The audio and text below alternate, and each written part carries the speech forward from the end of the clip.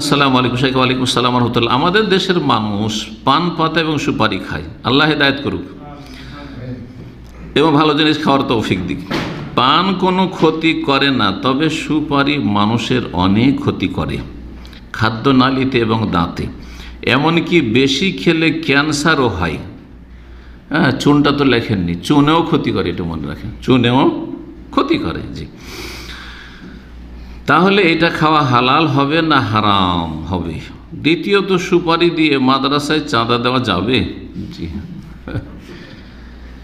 সুপারিতে যদি সুপারি উপকারের কোনো কাজে লাগানোর ব্যবস্থা থাকে, সেটাকে অন্য কিছু করে, জানি না আমি, কিন্তু জানার নেই, তাহলে সুপারি চাষবাস করতে পারে। কিন্তু সুপারি সাধারণত বাঙালি জাতি কিসে খায়?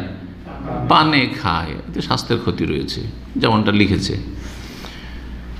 তো দিন ইসলামের কিছু নীতিমালা আছে যাতে মানুষের সুস্থতা ধ্বংস করে, মানুষকে মৌতের দিকে, মৃত্যুর দিকে ঠেলে দেয়।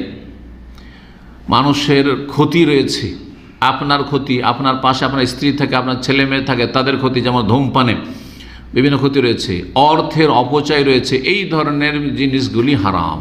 এই জন্য জিনিসগুলো হচ্ছে হারাম। সুতরাং সুপারি তো তারই অন্তর্ভুক্ত পড়ছে যে আপনার শরীর স্বাস্থ্যের জন্য বড় ঝুঁকি রয়েছে, ক্যান্সার আক্রান্ত হওয়ার সম্ভাবনা রয়েছে। এইরকমই চুন, এরকম খড়, এগুলো তো ক্ষতি রয়েছে।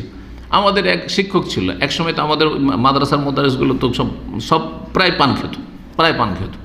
হানাফিদের তো এখনও চলে আসছে, কিন্তু আহলে হাদিসও ম্যাক্সিমাম আমাদের ওস্তাদগুলো সব পান খেত।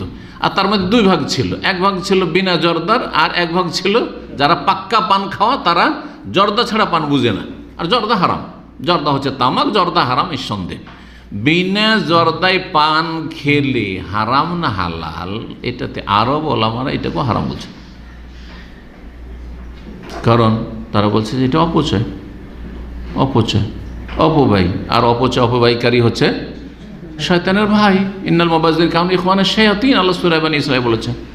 আর আল্লাহ বলেছেন ওয়ালা তুসরিফু, তোমরা অপব্যয় করিও না, অপচয় করি। ইন্নাল্লাহা লা ইউহিব্বুল মুসরিফিন, যারা অপব্যয় করে তাদেরকে আল্লাহ ভালোবাসেন না। তা আপনি চান যে আল্লাহর ভালোবাসা নেবে, আল্লাহর ঘৃণা নিয়ে যাব আল্লাহর কাছে? আল্লাহর ঘৃণা নিয়ে আল্লাহর সামনে হাজির হলে কি জান্নাত পাওয়া যাবে নাকি? অপচয় নাই। হিসাব করেন তো, মাসে পান খাওয়া কতটা বিল আসছে, বছরে তাহলে কতটা বিল আসছে। এই টাকাটা যদি ফলমূল নিজে খেতেন, আপনার বুড়ো বাপ মাকে খাওয়াইতেন, আপনার কচি কাচাদেরকে যদি ভালো কিছু বেবি ফুড খাইতেন, কত না উপকার হইতো।